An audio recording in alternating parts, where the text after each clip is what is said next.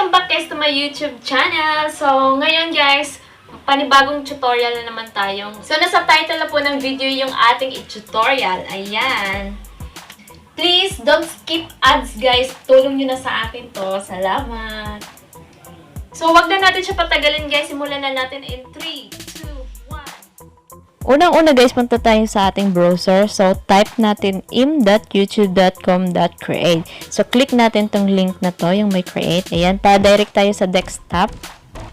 Next, mag-sign in tayo sa ating YouTube account. So, nandito na tayo sa ating desktop. So, click natin yung icon picture natin sa taas. Yan.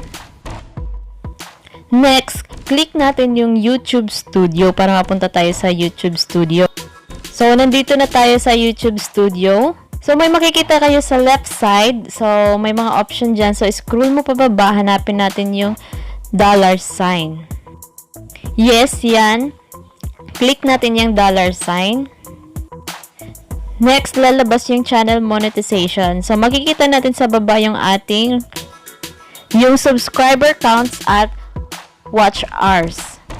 Once na ma-reach na natin yung 1,000 subscribers and 4,000 watch hours, so, pwede na tayo mag-apply. Next, click apply now. So, lalabas yung tatlong steps. Step 1, step 2, and step 3. So, yung step 1 is review partner program terms. So, dito natin mababasa yung agreement ni YouTube Partner Program, YPP.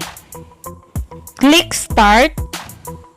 So, once na mabasa mo lahat ng agreement ni YPP, so, click accept terms. So, lalabas sa step 1 is done. So, tapos na tayo sa step 1. So, proceed tayo sa step 2. So, sa step 2 is sign up for Google Adsense.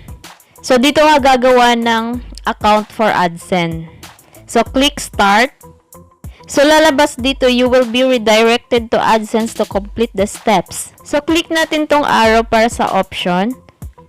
First, yes, I have an existing account. Second, no, I don't have an existing account. Third, I don't know. Kung ito si I don't know yung i-click natin, so pag I don't know yung i-click natin, so AdSense allows for one account per person. If no, I don't have an existing account naman is, on the next screen, choose the Google account that you want to create an AdSense account with. So, ito yung pipiliin mo kung wala kang ibang account. Click continue. So, may mga lalabas na channel. So, click mo yung channel mo, then direct ka na dito. Then, mag-sign up ka. So, may mga fill upan dyan. So, kailangan mo siyang fill upan. So, dito sa get more out of AdSense, click yes.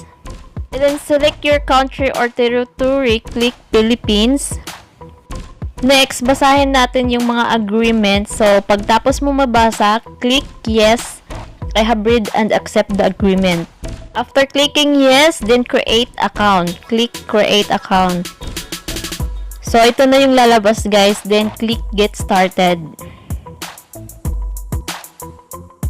So, dito na tayo mag-fill up ng ating mga personal information. So, dapat yung personal information mo guys is dapat totoo na ikaw talaga yan.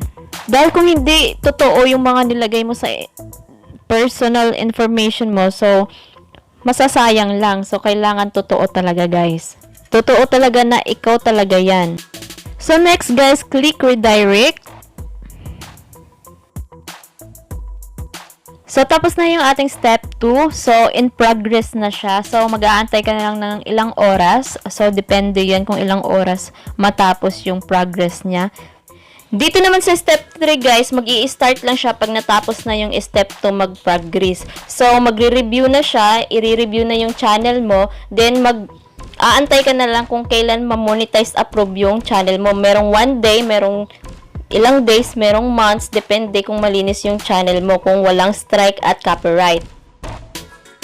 Next guys, once na ma-monetize approve na yung ating YouTube channel, so meron siya lalabas sa notification mo na congratulations, you have been accepted into the YouTube Partner Program. Or mag-i-email sila na congratulations, Your YouTube channel, Chuba Chuchu, has been accepted into the YouTube Partner Program and is now able to monetize on YouTube. Charot! So, ganyan guys. Ganun lang.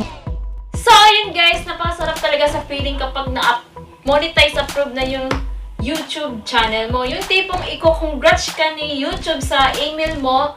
So, mapapawaw ka talaga guys sa saya. So, ayun guys, hanggang dito na lang guys. So, huwag kalimutan mag-like, share, subscribe, and hit the bell button para ma-update ka sa aking mga panibagong videos. And bye!